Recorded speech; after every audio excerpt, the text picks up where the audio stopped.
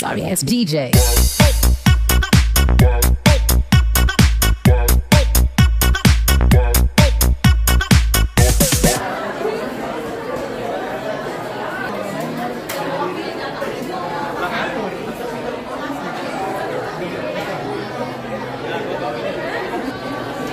Assalamualaikum warahmatullahi wabarakatuh. Kali ini kita akan mengikuti seminar kesehatan reproduksi remaja dengan audiensnya peserta didik SMA Negeri 33 Jakarta kelas 10, 11, dan 12. Selamat mengikuti seminar bermanfaat. Alhamdulillahirrahmanirrahim, acara kita kegiatan penyuluhan kita pada pagi hari ini kita bisa laksanakan. Puji syukur kita berikan kehadirat Allah Subhanahu wa Ta'ala yang telah memberikan kita nikmat kesehatan di hari hujan pagi ini. Kalian tetap semangat datang ke sekolah untuk menghadiri penyuluhan. Yang pertama, yang terhormat kepada Bapak Sarno SPD yang kami hormati, Bapak Ibu perwakilan dari RSUD Cengkareng serta Bapak Ibu guru dan anak-anak hebat semuanya. Baik. Untuk memulai kegiatan kita pada pagi hari ini, kita awali dengan berdoa terlebih dahulu. Berdoa menurut agama dan kepercayaan masing-masing. Berdoa dipersilahkan. Berdoa selesai. Langsung saja yang pertama yaitu sambutan dari Bapak Sarno SPD kepada dan Buddha kan. Baik, yang terhormat Dokter Janitra Romonov H.S. Ini dokter muda. Ini kakak kelas kamu ini. Ya paling beda berapa tahun dokter? Sekarang umurnya berapa? 27. Nah, ini usianya mereka masih baru ulang tahun 17 mereka. Berarti beda 10 tahun ya. Tapi ke sekolah kita ke SMA 33 untuk memberikan penyuluhan tentang sebenarnya kesehatan alat reproduksi nanti terkait dengan mungkin dengan pergaulan. Jadi jangan seperti ayam ya anak-anak dari rumah sakit Cengkareng nggak jauh dari kita ini akan memberikan penyuluhan dan ini kerjasama dengan McD yang dulu di SD SMP belum pernah belajar atau belum pernah ikut seminar sex education. Ini mirip ya. Jadi kalau bicara seks jangan langsung ketawa ya. Ini kita bicara, monggo dipersilahkan. Karena memang terkait dengan masih HKN ya, Hari Kesehatan Nasional, dan ini cocok buat adik-adik ya. Itu karena materinya sudah disampaikan, nanti adik-adik bisa lebih aware ya, lebih perhatian lagi terhadap kesehatan terutama alat reproduksi yang di bagian kesehatan. Jadi jangan bertanya ke teman atau orang lain yang tidak memahami supaya tidak salah gitu ya. Itu harapan kami. Pagi semuanya.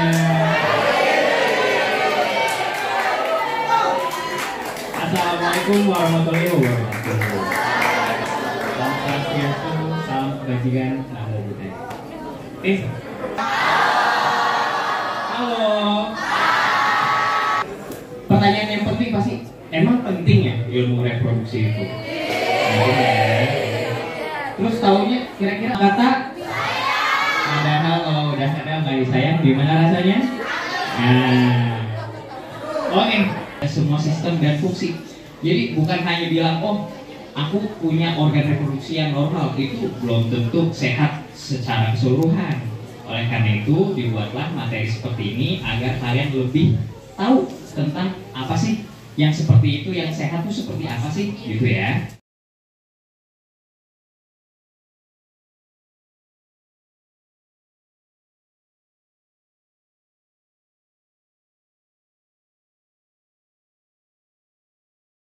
Antara anak-anak dan dewasa. Jadi sebuah fase ya, bukan selamanya menetap di remaja gitu. Pasti akan ada waktunya kalian akan berubah lagi secara biologis dan secara mental.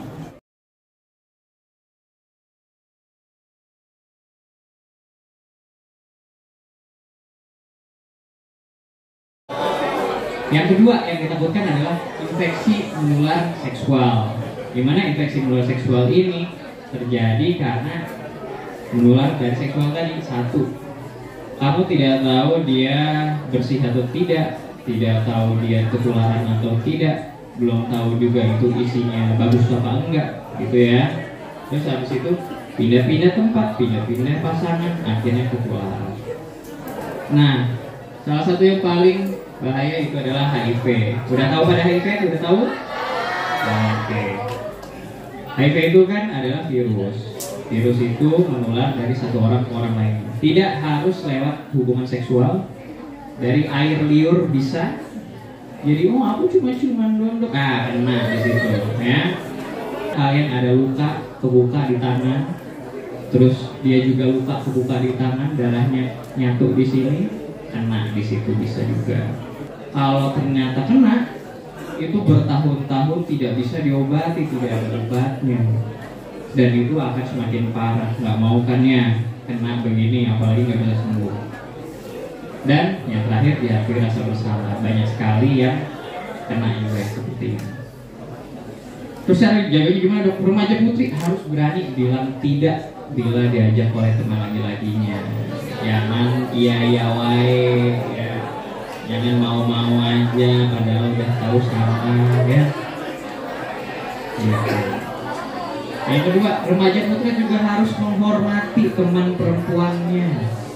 Jangan diajak begitu, tunggu halal dulu, oke? Gitu. Dan tentunya adalah untuk menghindari kedua tadi adalah menghindari hubungan ataupun kontak-kontak yang berupa seksual, cukupnya di bagian leher, di bagian buah dada, di bagian mulut, di bagian paha. Oke? Dan ya tentunya pasti memupuk pengenalan pribadi, persahabatan yang sehat, dan juga dapat mengatur energi positif. Jadi untuk menghilangkan ini semua tadi kalian harus banyak aktivitas. Terima kasih. Atau mungkin mau nanya di luar ini nggak apa-apa. Wabarakatuh. Waalaikumsalam. Perkenalkan, saya Cantikan Rohma dari kelas 11 dari 12 FNL. Jadi saya mau nanya, kan siklus menstruasi itu normalnya 7 sampai 14 hari. Saya itu mengalami siklus menstruasi itu biasanya 20 sampai 30 hari. Saya sudah periksa ke dokter, tapi penjelasannya hanya masalah hormon. Tapi saya udah mengalami itu udah beberapa bulan. Misalnya kayak dalam 1 tahun ini saya udah mengalami itu dalam 3 bulan, misalnya kayak gitu dok. Itu gimana ya? Terima kasih. Boleh tanya lagi, 20 sampai 30 hari itu jeda antara menstruasi ke menstruasi berikutnya, bukan menstruasinya 20 hari kan? Enggak, itu menstruasinya 20 hari berturut-turut. Oh, menstruasinya 20 hari. Iya. Udah berapa kali? Saya menstruasi kan dari umur 13 tahun. Dari 13 tahun itu saya udah mengalami itu antara 4 kali atau 3 kali. Oke. Makasih. Iya. Misalnya di sini ada yang pernah umroh mungkin? Enggak? Pernah. Enggak ya? Karena kalau pernah umroh biasanya kan dapat pil ya. Pil yang bisa menurunkan supaya kejadian menstruasi ada. Karena ya sayang kalian udah beli tiket jauh-jauh, kalian pergi ke tanah suci, nyampe sana ternyata menstruasi nggak bisa ibadah ya. Terus satu ya itu yang kedua. Yang ketiga, dari makanan bisa juga. Ada beberapa makanan yang bisa merubah hormon. Biasanya makanan-makanan fast food yang ultra proses sehingga hormon kita pun ikut berubah. Makanya memang sangat dianjurkan makan yang sehat buatan sendiri, bukan yang beli. Nah, biasanya kita ngetesnya itu adalah bila dengan perubahan lifestyle selama 3 bulan dia tidak berubah, terus sudah menggunakan obat-obatan pil untuk menormalkan hormon yang sekiranya terlalu tinggi atau terlalu rendah, dia tidak berubah, biasanya baru ada pengecekan lagi. Namanya apa? Pengecekan USG. Di situ akan dilihat kira-kira kalian ini apakah rahimnya oke, atau ternyata di situ ada beberapa darah yang memang lebal tapi belum sempat keluar. Kontrol ke dokter spesialis obgynnya untuk dilihat hasil perubahan lifestyle dan perubahan dari obat yang sudah diberikan. Kalau memang di situ sudah ada perubahan, biasanya kita stop. Kalau ternyata tidak berubah, kita akan periksa lagi. Semoga menjelaskan. Kecuali masih ada yang mau nanya lagi, boleh. Bismillahirrahmanirrahim. Assalamualaikum warahmatullahi wabarakatuh. Waalaikumsalam warahmatullahi wabarakatuh. Oke, terima kasih atas kesempatannya, Dok. Perkenalkan, nama saya Diko Banto Nugraha dari kelas 12 F2. Di sana nih, ya dah. Pertanyaan personal sih, Dok. Khususnya buat kaum pria gitu. Oke. Ya, gitu ya. Oke, jadi pertanyaannya, gimana cara kita mengetahui lawan jenis kita atau menghadapi wanita yang sedang mengalami menstruasi? Karena sensitif banget gitu, Dok. Sumpah, Dok. Kita harus mengenali per bulannya. Nggak bisa. Kan tadi apa di awal, tak kenal sama kata? Nah, berarti harus kenal dulu. Oke. Karena kita kan nggak tahu nih, misalnya baru kenalan, tiba-tiba, dia kok sama aku marah-marah mulu gitu kan, cuma nggak ngasih pensil doang kok dimarahin. Nah, tapi besoknya kok dia tiba-tiba baik, kok nggak marah-marah lagi, bulan depan tiba-tiba marah lagi. Nah, yang harus kita kenalnya adalah siklus menstruasi ini ya. Ini kayak semacam peta buat kita kaum Adam ya. Tiap orang itu sakitnya beda-beda. Jadi, perkenalkan, nama saya Salsabila Zara dari 11 M4. Di sini saya menanya, Dok, bagaimana cara agar mengembalikan siklus menstruasi kita yang menjadi normal? Karena saya pernah bulan bisa sekali ya, Dok. ya. Nah, saya setahun itu cuma bisa 4 sampai 3 kali saja, Dok. Oke. Untuk menjaga siklus tadi, hal terpenting adalah memang asupan makanan dan olahraga. Kenapa dua ini penting? Satu, hormon kalian itu diambil dari makanan berlemak dan juga makanan berprotein tinggi. Kalau kalian kurang di situ, berarti hormonnya harus ngapain? Dia yang adaptasi akhirnya. Entah dia menurunkan atau memperbanyak asupan dengan membakar lemak kalian sendiri. Nah, di situ yang pertama. Yang kedua, olahraga kenapa penting? Karena setiap kalian berolahraga, hormon itu terpacu untuk menstabilkan dirinya sendiri. Aku bikin bulan ini mau bikin 100 hormon gitu. Bulan depan kemarin kebanyakan mau bikin 70 hormon aja gitu. Nah, itu tubuh memang sedang beradaptasi. Makanya aku sangat sarankan kalian berobat atau konsultasi ke spesialis OB-GYN. Karena takutnya hormon kalian itu sangat-sangat rendah. Sehingga lifestyle, makan yang cukup, bergizi, bukan makan goreng-goreng doang ya, sama olahraga. Aku mau nanya, aku kan pernah, aku nih siklusnya menstruasinya itu pertengahan bulan, selalu pertengahan bulan. Tapi sempet juga di awal sama di akhir. Nah itu kenapa ya, Dok? Sama aku pernah baru 3 hari menstruasi udah berhenti. Terus beberapa hari kemudian tuh menstruasi lagi, itu kira-kira kenapa ya, Dok? Karena hormonnya belum stabil. Karena kalian masih peralihan, masih awal-awal. Ya, itu tidak terlalu mengkhawatirkan ya. Tapi kalau menurut kamu itu jadi tidak nyaman atau kamu kok sampai bertahun-tahun ke depan masih seperti itu, boleh konsultasi ke dokter.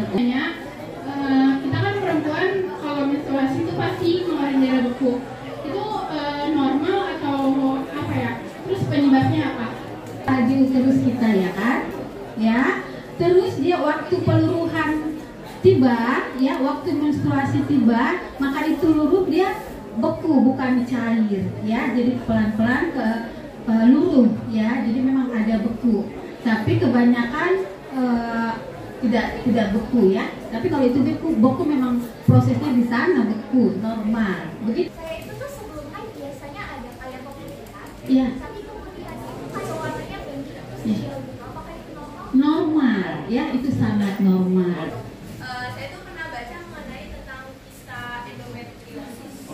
Nah itu tuh kan tidak ada yang kayak ngomong tuh gejalanya karena nyeri haid. Nyeri haid apakah yang itu tuh kan saya juga sering nyeri haid yang kalau misalnya di awal kayak 2-3 hari itu masih nyeri haid. Apa itu bisa kayak menjadi ciri utama dari kisah itu, apa ada ciri lain? Tidak stabilan hormon tadi, ya. Ketika ada kista maka saat kamu haid itu bisa nyeri, ya. Tapi apakah kalau di usia seperti ini sudah ada kista? Kita tanya Dokter Janitra ya. Silakan dok. Dan itu tiap orang berbeda-beda. Nah, kalau untuk kista sepertinya di umur segini tidak ada ya gitu, karena masih ada pertumbuhan organ kalian itu tanda kutip belum matang gitu ya, karena masih baru mulai ada, baru terbentuk dan mereka masih beradaptasi. Kan sekali di umur usia kalian isolasinya lama, terus di awal itu nyeri banget dan itu bertahun-tahun kalian tuh kayaknya nyeri aku beda sama temen aku dan nyeri aku tuh lebih nyeri gitu. Itu ada namanya lagi itu PCOS, tapi itu pun jarang terjadi gitu ya, kecuali tadi makanan kalian kurang bersih, kurang yang bergizi sehingga terjadinya adanya si sel telur ini tidak matang-matang. Dan terima kasih untuk pertanyaan yang bagus tadi Bu ya. Mungkin saya jawab satu-satu izin. Dari yang paling terakhir dulu. Jadi kalau untuk yang bercukur, untuk dan lain-lain yang memang baiknya memang sebulan sekali. Tidak perlu sampai bersih, tidak perlu sampai tinggal kulitnya aja. Yang penting hanya di trim gitu ya, 1 cm. Nggak perlu yang pendek-pendek banget. Karena apa? Karena memang masih cukup harus dijaga supaya tidak ada kuman ataupun bakteri ataupun bahkan sampai ada tungau yang mampir di situ gitu. Misalnya, karena sering terjadi juga di orang tua yang saya temukan yang mungkin dia tinggal di pedesaan, habis nyawa, ternyata memang jarang juga dibersihkan ya kemaluannya.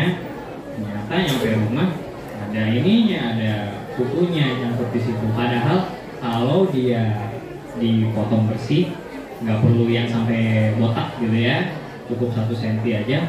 Itu pun tungaunya dia nggak nyangkut di situ gitu. Jadi memang lebih ke keadaan aja sih. Memang baiknya dipotong, tapi kalau memang tidak dan memang nggak yang kotor banget ya kemana kemah atau apa, nggak apa-apa gitu. Kalau untuk yang obat-obatan tadi sama seperti yang putrinya juga, dihindari dari yang pencuci vagina yang terlalu pH-nya lebih tinggi kayak 7,3,5 ke atas, itu sebaiknya dihindari. Boleh sesekali tapi lebih baik tidak, karena biasanya tadi berubah pH normal, akhirnya bakteri yang biasa di situ aman-aman aja, bakteri sehat kita, ternyata dia akhirnya pindah rumah, dia nggak nyaman di situ. Karena pindah rumah rumahnya kosong, bakteri jahat yang masuk. Nah, itu yang kita tidak mau. Yang saya kembali ke yang pertama untuk permasalahan kista yang mungkin bisa jawab juga buat yang tadi bisa.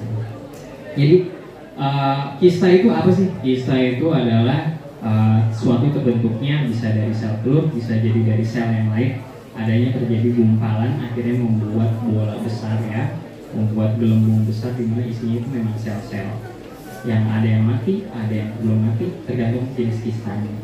Dan itu biasanya memang kalau sampai ada terbentuk, apalagi ada di rahim ya, di dinding rahim, biasanya memang sulit untuk adanya kehamilan. Kalaupun ada terjadi kehamilan dan ada kista, itu berbahaya. Kenapa? Karena kalau kistanya itu akhirnya terhimpit oleh si adik bayi ya, dia akan pecah. Kalau dia akan pecah, terjadi perdarahan. Itu yang kita nggak mau. Nah, karena itu biasanya balik lagi, saya belum tahu kistanya sebesar apa. Beberapa kista ada yang hilang sendiri, tidak perlu dioperasi. Biasanya untuk obat hormonal saja atau dengan seiring dengan umur dia akan hilang sendiri bisa. Jadi biasanya dari dokter spesialis obgyn pun akan dilihat. Kalau memang dia tidak terlalu besar, biasanya kita tunggu. Ternyata dia tiba-tiba nanti kempes sendiri bisa. Ada juga yang pas dicek, wah itu udah gede banget. Nah itu mau nggak mau biasanya diambil. Apalagi dengan yang masih muda-muda gitu, umur 22 tahun, 28 tahun, ada kista, terus udah pengen punya anak gitu. Itu yang lebih baik diangkat aja. Karena jika apapun itu ya Bu ya, apapun itu tindakan yang ada di rahim, kuretase, operasi apa, setelah adanya tindakan itu tidak bisa langsung mempersiapkan dirinya sendiri untuk pembuahan. Jadi minimal dulu ada yang 3 bulan, 6 bulan, bahkan 1 tahun tidak boleh bersenggama, harus steril supaya rahimnya bisa mengobati dirinya sendiri dulu sampai dia siap, baru kita kenalkan sperma dan sel telur lagi. Jadi memang kalau dari dokter rutinnya sudah ada tanda kutip lampu hijau untuk ini kita angkat saja, lebih baik diangkat karena mungkin kebetulan di situ sudah besar atau sudah mungkin lewat siklusnya yang harusnya dia sudah mengecil tapi ternyata dia tidak kecil-kecil. Gitu. Tapi bakal mandul gak? Kalau sekarang iya gitu. Kalau masih ada kistanya iya. Tapi kalau kistanya udah diambil kan udah nggak ada. Itu sama kayak ibu mau bikin rumah, tanahnya udah ada, tapi ternyata tanahnya ini ada zaman dulu ada sumur buatan warga sekitar gitu. Nah, ibu mau bikin rumah kan nggak mungkin di atas sumur, harus ditutup dulu sumurnya baru bisa ibu bikin rumah sama kayak gitu. Jadi selama masih ada kista tidak bisa ada dibikin lagi di situ bangunan gitu. Dan adapun sering terjadi sudah ada bangunannya, sudah ada bayinya, nah, timbul kista. Nah itu malah jadi yang bahaya karena kita mau ngambil kistanya kan nggak bisa, ada bayinya gitu. Justru sekarang mumpung belum ada bangunannya, kistanya udah kenalan, kita ambil dulu. Gitu. Terima kasih. Sama-sama ibu. Ada lagi bu yang mungkin belum saya jawab? Cukup ya.